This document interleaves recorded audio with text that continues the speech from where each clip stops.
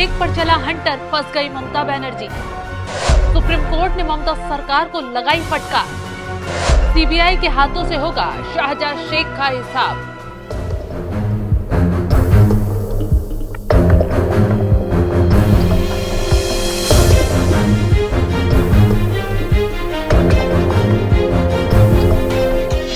नमस्कार, आप देख रहे हैं एनएमएफ न्यूज। मैं आपके साथ शबनम। संदेश खाली का दरिंदा शाहजहां शेख ममता बनर्जी को ले डूबा है।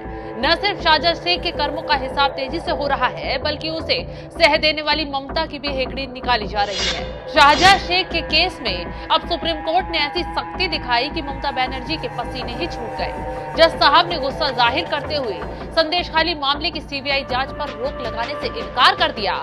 सुप्रीम कोर्ट ने ममता सरकार से सीधा पूछा, 7 फरवरी को एफआईआर दर्ज होने के बाद भी आरोपी शाहजहां शेख को गिरफ्तार क्यों नहीं किया गया? खुद महिला होकर ममता बनर्जी महिलाओं के साथ दरिंदगी करने वाले शाहजहां शेख को बचाने के लिए हर हथकंडा अपना रही हैं।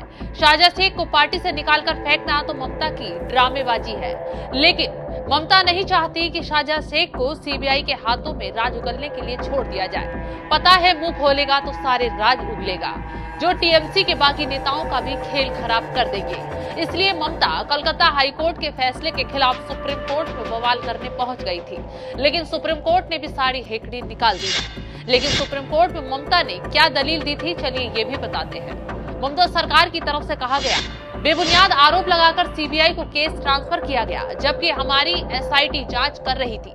सीबीआई को केस ट्रांसफर करना गलत है, ये सुप्रीम कोर्ट के पुराने आदेशों का उल्लंघन है। राज्य की पुलिस ने इस मामले में तेजी दिखाई है और इसकी अभी भी जांच चल रही है। ममता सरकार को इन दलीलों पर सुप्रीम कोर्ट ने जमकर फटकार लगाई और कोलकाता हाई कोर्ट के आदेश पर रोक लगाने से तुरंत मना कर दिया। सबसे बड़ी बात तो यह है कि जो ममता सुप्रीम कोर्ट में जांच की दुहाई दे रही थी, अगर वो ममता सरकार इतनी ही तेजी से जांच कर रही होती तो शायद आज संदेश खाली में ये कांड नहीं हुआ होता। 2 महीने तक शाहजहां शेख लापता नहीं रहता। अगर ममता प्रशासन की नजर संदेश खाली पर सीधी होती तो संदेश खाली इंसाफ के लिए रो नहीं रहा होता, लेकिन तब न ममता जागी न वहां की पुलिस। यही वजह है कि अब केंद्रीय एजेंसियों को वहां सख्ती दिखानी पड़ रही है। इसी बीच शाहजहां शेख की 2 तस्वीरें भी आपको दिखाते हैं।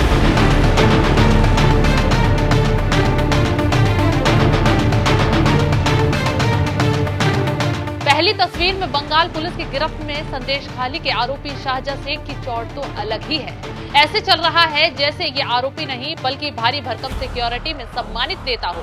विक्ट्री दिखाकर कोर्ट में पेशी के लिए जा रहा था। अकड़ ऐसे दिखा रहा था जैसे न जाने कितना बड़ा महान काम किया हो।